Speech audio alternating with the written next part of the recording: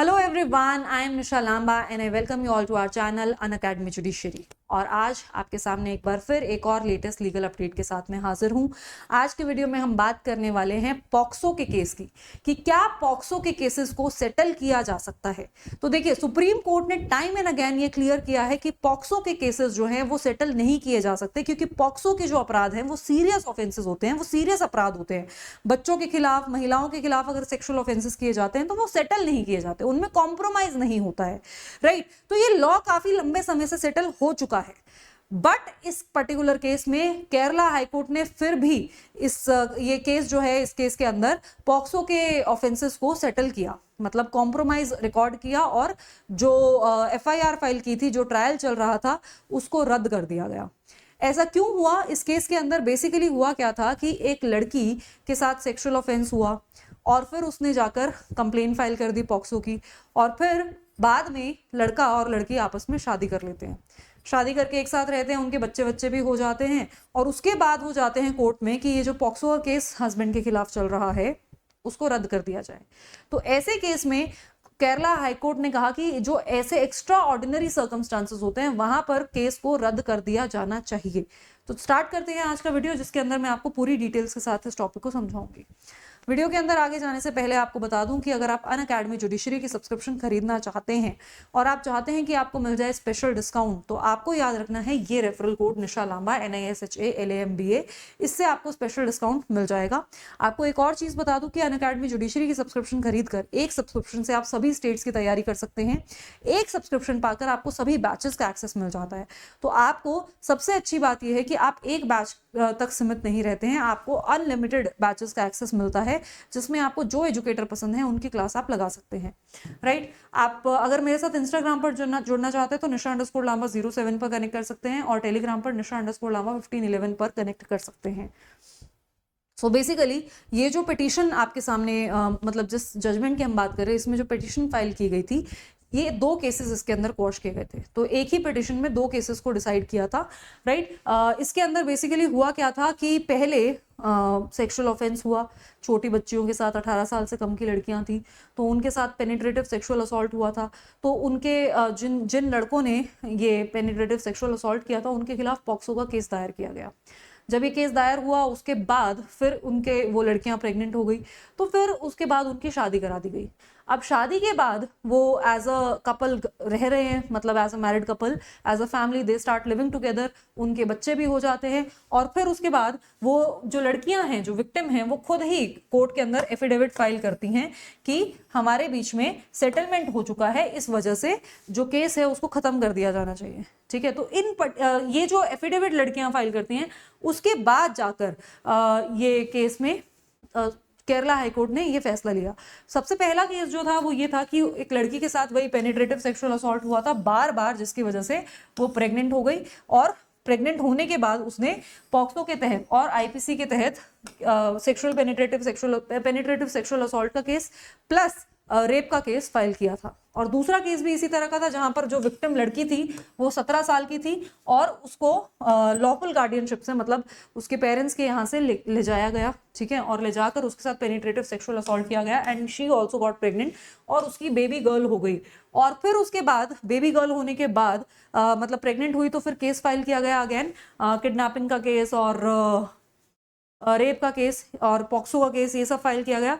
But बाद में उनकी शादी हो गई। शादी होने के बाद 4 साल की बच्ची भी हो गई, मतलब वो जो बच्ची हुई थी वो 4 साल की हो गई, और फिर उसके बाद वो दोबारा प्रेग्नेंट थी, मतलब she was now pregnant with second baby, ठीक है। और फिर उसने ये भी बताया कि उसके जो हस्बैंड है, मतलब जो कि एक्यूज्ड था, जो अब उसका हस्बैंड है, वो उसको एज अ वाइफ अच्छे से रख रहा है, उसको हायर एजुकेशन भी उसको दिलवाई गई है, मतलब वो BSc नर्सिंग अभी कर रही है, और वो उसका भी ध्यान रखता है और उसके बच्चे का भी ध्यान रखता है। और and now that she is pregnant, तो उसके हस्बैंड की अब उसको और भी ज्यादा रिक्वायरमेंट है, मतलब और भी ज्यादा जरूरत है कि वो घर पे रहे और बच्चों का और उसका ध्यान रखे।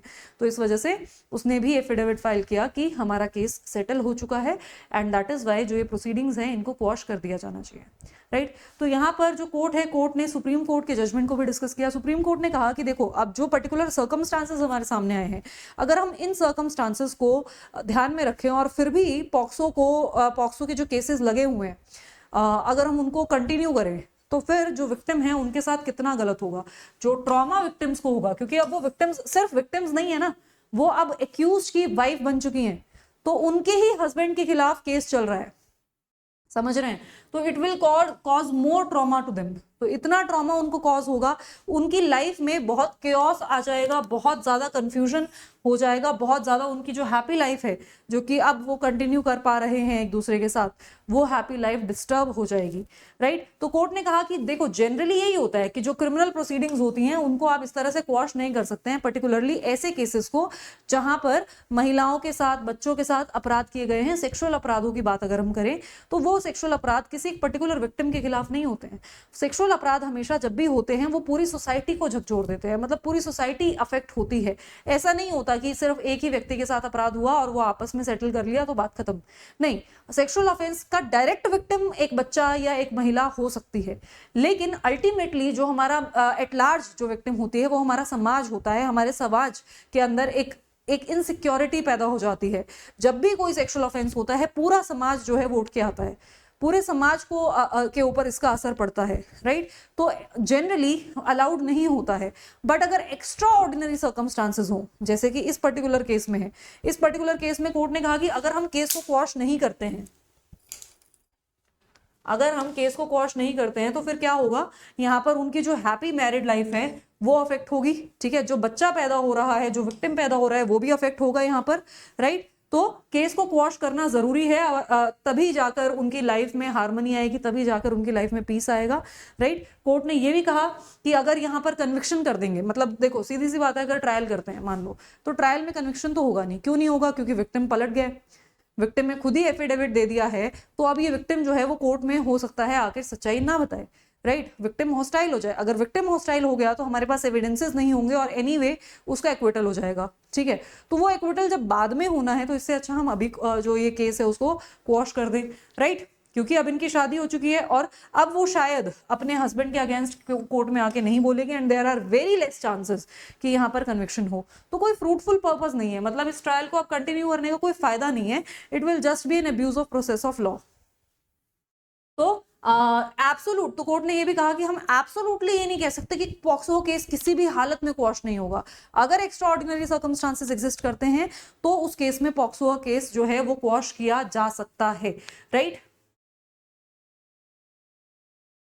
तो कोर्ट ने यहाँ पर जो Ramji Lal Bhairahawa versus state of Rajasthan का 2024 का सुप्रीम कोर्ट का जजमेंट था उसको भी डिस्कस किया। उसको इसी जजमेंट के अंदर सुप्रीम कोर्ट ने ये ले डाउन किया था कि जो पॉक्सो के केसेस हैं उनको क्वॉश नहीं किया जा सकता है, राइट? पॉक्सो के केसेस को क्वॉश नहीं किया जा सकता इवन इफ पार्टीज का सेटलमेंट हो भी जाए तो भी। बट कोर्ट ने कहा कि रामजी लाल के जो फैक्ट्स थे वो बहुत डिफरेंट थे। रामजी लाल में टीचर ने स्टूडेंट के साथ वहां पर कुछ ऑफेंस किया था, टीचर के खिलाफ एलिगेशंस थे, इस वजह से उसमें क्वॉश करने के लिए मना किया था। बट इस केस में अब वो जो एक्यूज है वो विक्टिम का हस्बैंड है, राइट? तो अगर ऐसे केस में हमने उसको क्वॉश नहीं किया तो विक्टिम भी दुखी, बच्चा भी दुखी, हस्बैंड भी दुखी, सारे परेशान। तो ऐसे पर्टिकुलर केसेस में क्वॉश किया जाना चाहिए। ऐसे केसेस में अगर क्वॉश नहीं करते हैं तो that would be abuse of process of law और पार्टीज के साथ फर्दर इनजस्टिस होगा, विक्टिम के साथ फर्दर इनजस्टिस होगा। तो केरला हाईकोर्ट का जो जजमेंट, पुराना judgement Vishnu versus Kerala, state of Kerala के ऊपर रिलाई करते हुए इस केस के अंदर कोर्ट ने कंप्लीट जस्टिस करने के लिए इस केस को रद्द कर दिया, ठीक है? तो केस का नाम आपको, साइटेशन आपको नजर आ रही है, ये आप नोट कर सकते हैं। अब बात कर लेते हैं अनअकैडमी जुडिशरी के सब्सक्रिप्शन की, कि अगर आप अनअकैडमी जुडिशरी का सब्सक्रिप्शन खरीदना चाहते हैं तो आपको सब्सक्रिप्शन लोएस्ट प्राइस पे मिल जाएगा। आपको पूरे 28,500 में आपको प्लस का सब्सक्रिप्शन पूरे 2 साल के लिए मिल रहा है। 3 साल के लिए आपको अनअकैडमी का सब्सक्रिप्शन आपको मिलेगा प्लस का 34,999 में, और आइकॉनिक का सब्सक्रिप्शन आपको 2 साल का मिलेगा 36,499 में, और आइकॉनिक का 3 साल का सब्सक्रिप्शन आपको मिलेगा 43,000 में। सबसे अच्छी बात आपको मैं बता दूं कि अगर आपने सब्सक्रिप्शन खरीदा और सुप्रीम कोर्ट का जो पेंडिंग जजमेंट है जो कि 3 साल के रूल के लिए आ रहा है, मतलब 3 साल का प्रैक्टिस मैंडेटरी अगर कोर्ट कर देता है और आपको लगता है कि आपके तो 3 साल खत्म हो जाएंगे मतलब आपका सब्सक्रिप्शन खत्म हो जाएगा, तब तक आपका एग्जाम नहीं आएगा, तो उस केस में आपका जो सब्सक्रिप्शन है उसको हम एक्सटेंड कर देंगे। तो यानी आप अगर 2 साल का खरीदते हैं तो आपको प्लस 3 साल का फ्री मिल जाएगा अगर सुप्रीम कोर्ट का जजमेंट आपके अगेंस्ट आता है। तो यानी कि अगर कोर्ट 3 साल का सब्सक्रिप्शन 3 साल का जो प्रैक्टिस है उसको मैंडेटरी कर देता है, तो उस केस में अगर आप 3 साल का सब्सक्रिप्शन खरीदेंगे तो आपको 3 साल मुफ्त, आप 2 साल का खरीदेंगे 2 साल आपको 3 साल मुफ्त, ठीक है। तो 3 इयर्स का फ्री ऑफ कॉस्ट, बिना किसी हिडन चार्जेस के, बिना किसी एक्स्ट्रा रिक्वायरमेंट के आपका ऑटोमेटिकली एक्सटेंशन आपका हो जाएगा, राइट।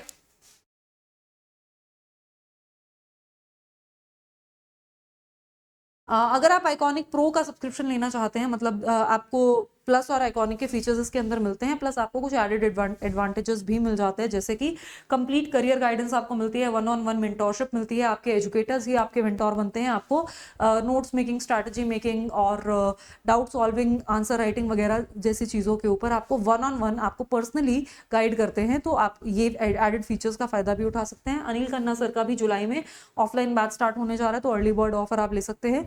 और एक वर्धन बैच स्टार्ट होने जा रहा है जो सभी स्टेट्स के कॉम्प्रिहेंसिव बैच है ये। इसके अंदर आपको लाइव क्लासेस होंगी, प्लस आपको रिकॉर्डेड क्लासेस भी मिलेंगी, और इसमें मैं आपको करा रही हूँ पॉक्सो। तो अगर आप मेरी क्लासेस लगाना चाहते हैं तो आप सब्सक्रिप्शन खरीदकर इस बैच का एक्सेस भी कर सकते हैं। मिलते हैं आपसे अगले वीडियो में, तब तक के लिए गुड बाय।